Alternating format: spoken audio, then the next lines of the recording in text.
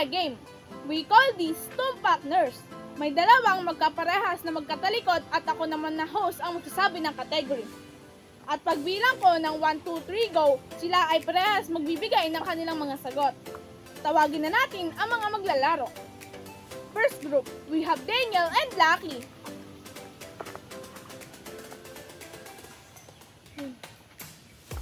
And second group, we have Maritoni and Anna Nicole.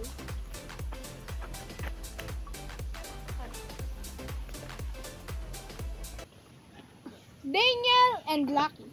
For first category is favorite color. 1, 2, 3, go! Purple. Kayo ay matatawag function dahil sila ay magkapareho. For second category, Anna Nicole and Maritoni. Favorite soft drinks. 1, 2, 3, go! RC! Sila ay matatawag na function dahil sila ay magkapareho. Daniel and Lucky. For third category is favorite chocolate. 1, 2, 3, go! Dairy Milk. Sila ay relation dahil sila ay magkaiba ng sagot. For fourth category, Anna Nicole and Maritoni. Favorite subjects. 1, 2, 3, go! Yali! Sila ay matatawag relation dahil magkaiba ng kasagutan. Si Lucky and Daniel ay nakatag-isa ng relation and function. Si Anna Nicole and Maritoni nakatag-isa ng relation and function. Yay! Yay! Ang galing namin! Ay nako, nakakapagod naman yung nilaro natin kanina.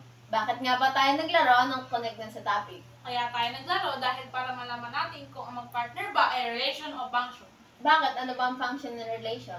Ang function ng relation na may apat na klase, ito ang arrow diagram, ordered pairs, Gaussian equation, with plastic graph. Pero mag-focus tayo sa pinakamadalang pag-aralan ng arrow diagram. Ano nga ba ang arrow diagram? Ang arrow diagram ay ang pinakamadaling paraan upang malaman kung ang isang bagay ba ang function o relation. Pero ano nga ba ang function and relation? Let me explain. Relation, x and y.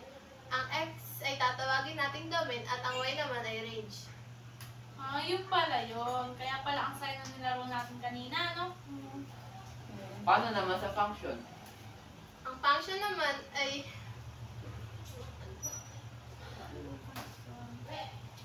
lagi lamang 1:1, kumbaga walang kaagaw. Ang function ay lagi relation at hindi lahat ng relation ay function. Ah, yun pala yun. Yun pala yun. Kaya pala may trail yung nilaro natin kanina. For example, domain. Ang ating domain ay sina Jane, Jared at James. At ang ating range naman ay 13, 14, 15. Si Jane ay 13. Si Jared naman ay 14. At si James naman ay 15. Sila ay matatawag nating function. Bakit? Dahil sila ay 1:1, walang kaagaw. Example number 2. Ang domain natin ay sina Ken, Pablo at Josh.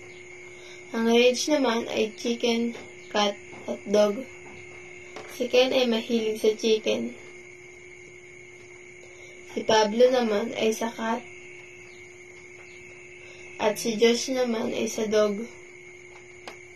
Matatawag pa din natin itong function. Bakit? Dahil sila ay walang kaagaw. For the last example, domain, teacher and engineer. Range, JP, Nathan, Job, at Romer. Ang teacher ay si JP and Nathan. At ang engineer naman ay si Job at Romer. Sila ay relation dahil ang correspondence nila is 1 to many. Ngayong alam na natin ang function and relation, let us review. Relation and function, the first element, x of the ordered pairs, is called abscissa, and the second element, y, is called the ordinate. The set of abscissa is domain, and the set of ordinate is the range. Thus, a relation is a set of ordered pairs. A relation between the domain and range can be presented in different ways. Arrow diagram, you can easily determine if it illustrates a function or not a function. Ordered pairs, this is a set of x and y pairs. X is always the first element or the domain and y is the second, which is the range. Table and equation, the relationship between the domain and range can be illustrated using tables of values and equation. Lastly, graph function or non-function can be illustrated through graphs. You can graph by plotting the points on the rectangular coordinate plane.